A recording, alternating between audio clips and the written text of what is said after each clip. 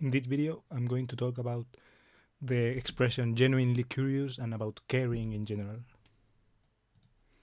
So I am talking about this, and especially specifically the word genuinely curious. Well, the two words genuinely curious because of this thread. Lim here she talks about how this "I'm genuinely curious" phrase signals hostility to her, and I was like, but I used that phrase. I'm going to prove myself right. I'm going to defend myself. Yeah, the topic has been discussed in here, and I replied to the thread talking about how I actually do agree that the expression can be weaponized and people do use it in ways when they aren't actually curious. You know, people can be like, I'm genuinely curious about why you are so stupid, right? So no, you aren't actually curious about why the person is stupid. You are just calling them stupid in a more verbose way, an annoying way, and pedantic way, right? But I do actually am genuinely curious about stuff. I actually am genuinely curious about some things, right? And I use the phrase genuinely curious about questions. When I ask a question, when I don't know something and people ask it back, I do ask it, right? I do use the expression as, yes, I am genuinely curious, right? And in general, what do I mean by this, right? Why do I use this expression? So my defense starts first here with the 1% rule, classic, everyone knows it, right? Is that people in online communities or stuff like that is like a rule of thumb where one people create stuff, one people 10% contribute, and the other person just watch and don't engage or anything like that. So maybe in Twitter, it's like you could divide it between people who tweet, people who just interact and retweet and like, and people who just watch it but don't even interact with anything. There could be different interpretations. But yeah, my point is that most people, evidenced by this rule, for example, don't actually give a fuck about anything, right? Well, not about anything. I will talk about this at the end. But with one topic at hand, most people barely even give a fuck, right? And this is even not taking into account the people who like don't even encounter the topic, right?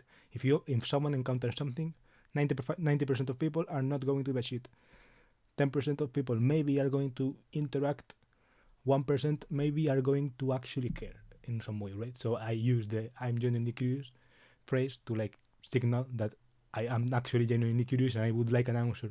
So please waste your time because I do care about it. Right? It's like you're welcome to waste your time because I will appreciate it. One example of this is that this video in Spanish that I made, I will talk about it later because it's actually relevant. But yeah, for example, the comments in here, well, these are in Spanish, so you don't understand them. But basically, they basically signal that they have not watched the video. Like the statistics of the video, first of all, they show that actually there is not even a single view that has surpassed like the 10-minute mark or something like that, right? Not even one person has watched it fully, at least when I last checked the statistics. So yeah, first of all, let's start with that, and then let's start with that. Even though no one has actually watched it till the end, there are still two comments, right? So what? There are people who don't give a fuck and are even audacious enough to bother you with their shit. Yes, they are, right? So these people write some shit. This person at least isn't rude to me, right? So okay, I'm not going to reply or anything because I don't think it's nothing relevant to what I said. But it at least isn't hurtful to me, or he is not trying to call me dumb or something like that. This person is, so I reply to him, of course.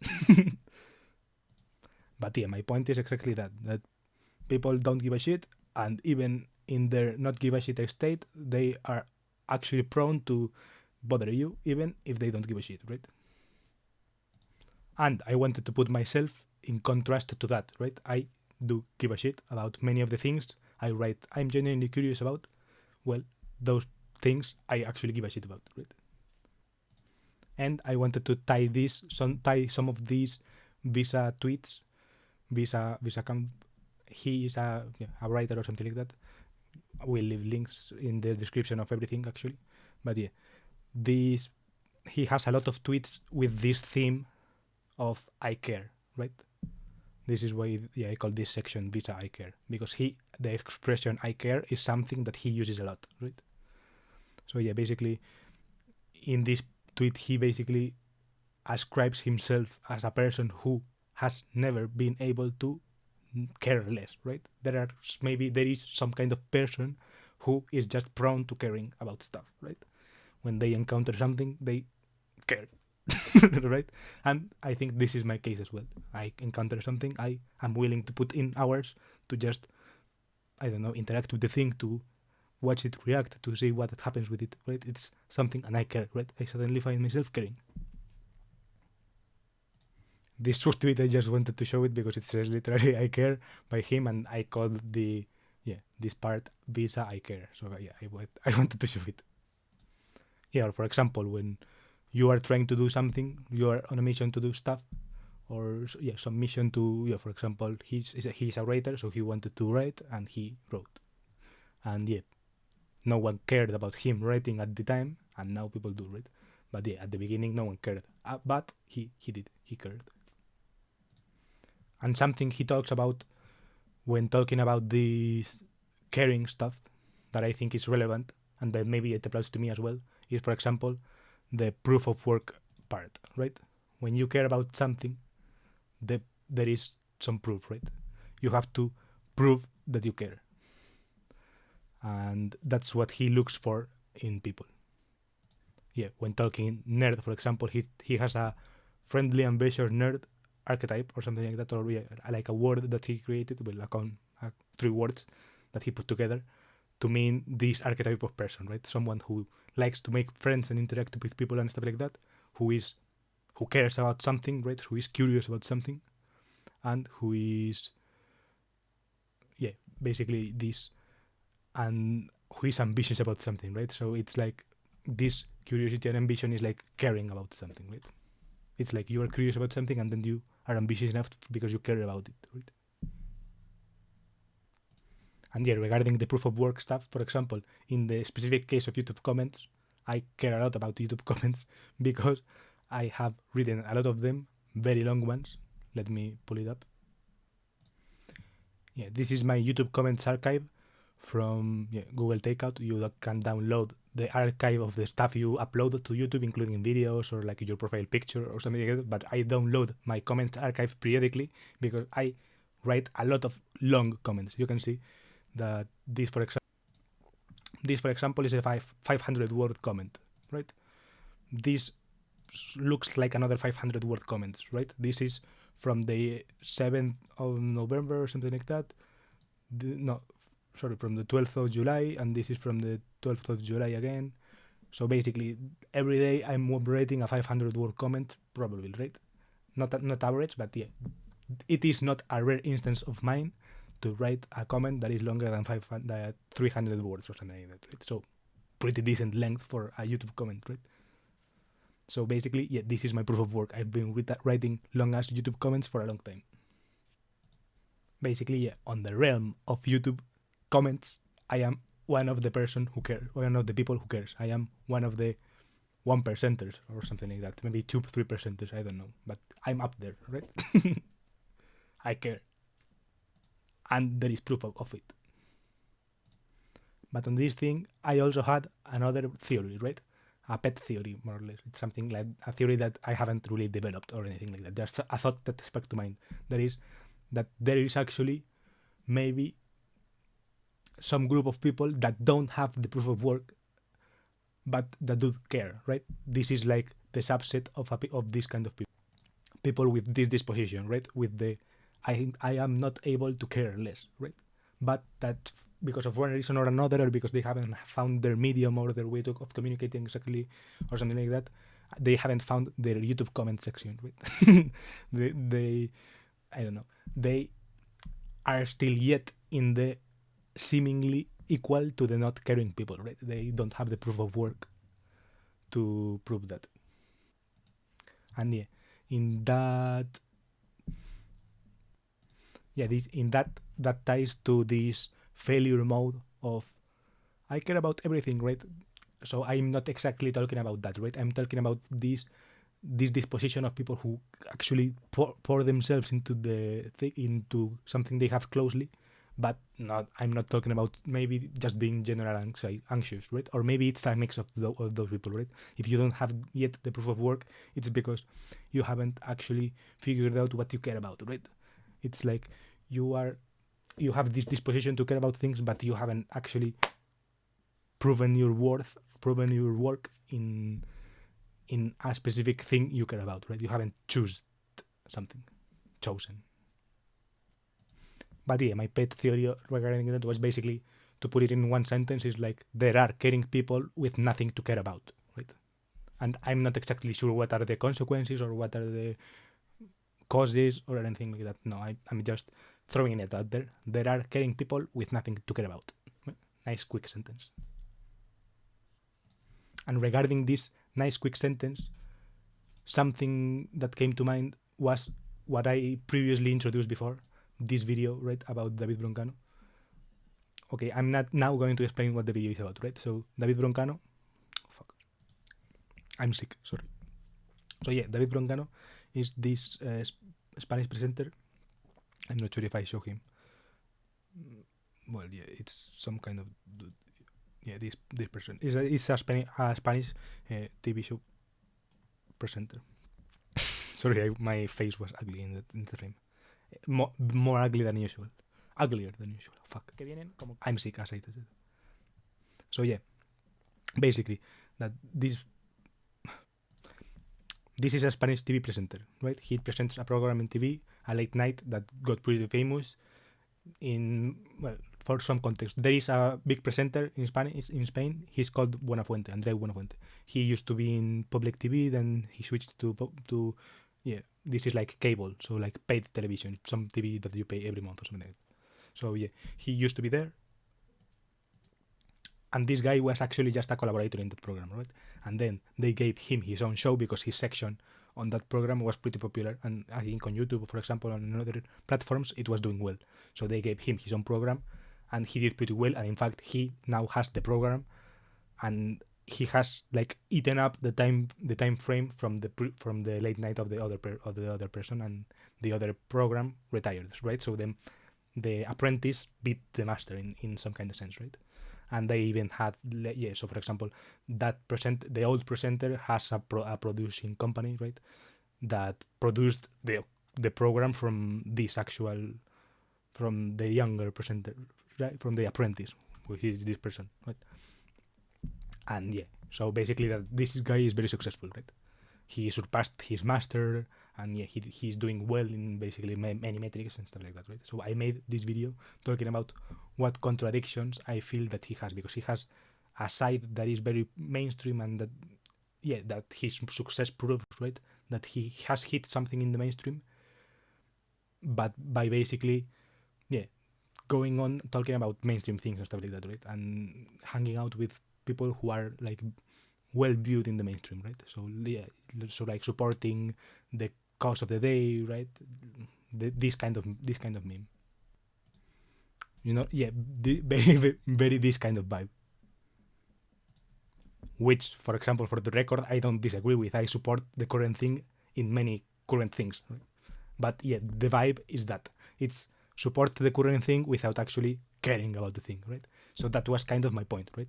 That this presenter got so fucking, he got like insanely famous, and he's probably basically in Gen Z terms like the most famous TV presenter or something like that, right? When you hear about someone another famous person being interviewed somewhere, the place you think about first is probably that show if you are a younger person. Yeah, and my point was that he was kind of, his not caringness was what made him succeed, right? Because he doesn't care in a sense about who comes to the show. He just like wants to have a good time on set or something like that, right? So even his phone format is some kind of proof that not caring is super mainstream, at least for example in my country, yeah, in Spain, because this guy is able to like not care and be mega famous, right? And not not is able. It's basically like that the not caringness is what enables him to get super famous, right? It's him being this response to the establishment, right? That the establishment didn't actually care, actually, right? The establishment also didn't care, but they at least pretended to care, and the questions were always like, yeah, when you see Jimmy Fallon, for example, and he's questioning the guest, and he has like his fake laugh, and he laughs so hard about some menial joke or something like that, right? Maybe the dude's just built different and he like can laugh at everything, but yeah, it's like the fakeness in the mainstream is there, right? And he was kind of this response to the mainstream, right? He was actually, yeah, actually, I don't give a fuck about your show. You come here to promote it, we promote it, but I don't care, and it shows in the show that I don't care, and I even say that I haven't watched your show or anything like that. I don't even question you on your show because I haven't watched it, right? This is like the vibe of his show. And I think that is what has given it its rise, right? The not caring is now kind of the default, right? Is yeah. And yeah, to finish the video, I just wanted to make a caveat that is that everyone who makes something, or even who don't make anything, everyone cares about something, I guess, right? I don't mean when I say that people don't care about things that they don't care about literally anything, or that they are in an absolute state of nihilism or something like that, or that if you are a subversive person you don't care, right? For example, in the case of David Broncano, for example, his show, he actually does care, and he cares, but about the format of the show, right? He cares about in what new way they are going to subvert stuff, right? He wants to keep the subversion wheel going in some sense, right? That's what I sense, right? He cares in that sense about the program. He cares in keeping it forward, in keeping it moving forward, in not making it stale, right? He cares in that sense, but he doesn't care about the mainstream things that people in TV care, right? So like, he doesn't really care about timing, or about asking interesting questions, or about, he cares more about vibe, or about, he doesn't care about the person in front of him, but about how the dynamic on the back and forth is going to be perceived on camera, right? He cares about the show, but he doesn't care about the person he has in front of him, or the work of the person he has in front of him, right? He cares in some kind of meta level. He thinks, yeah, this is current thing, so I approve of this coming in here, right? This kind of vibe. But he actually cares about something, right? And he actually got success on something. I'm not hating on the dude, right? I like him. I've watched every show of him. Like I say it in the video, right? And yeah, even if of the people who watch stuff but don't comment on it, there are a lot of people who, for example, will watch every minute of the video, not this one in concrete, in particular, but of over their videos. There are a lot of people who watch everything and don't say anything, right? And those people care, but in a different sense, right? Or yeah, that kind of stuff. Yeah, basically that people care in general, but in different ways and stuff like that. And that the way I mean care is maybe different, and it's not a universal caring type of situation, but it's kind of my specific definition of I care about stuff, right? It's I care about stuff enough to process it in a way and to write it, basically. It probably boils down to write it, right? So like in mental processing in a explicit way or external way. So you are actually processing it, and it's not just ideas in the brain that are floating. Right? And now the outro. I am sick. Sorry for this video being too long. I think I could have said it in a shorter way, but I'm sick, so I can't think well. There is a couple parts I should have cut, or reshot, but yeah, I'm sick. My voice is bad. I have paused the video several times to drink water and to cough. Life sucks. I'm sick. So yeah, sorry about that. And if you liked it, yeah, you can check my 100 videos playlist here. I talk about more stuff like this, rambly stuff. So yeah, if you care about someone doing this dumb process, you can always check my videos out. And yeah, bye.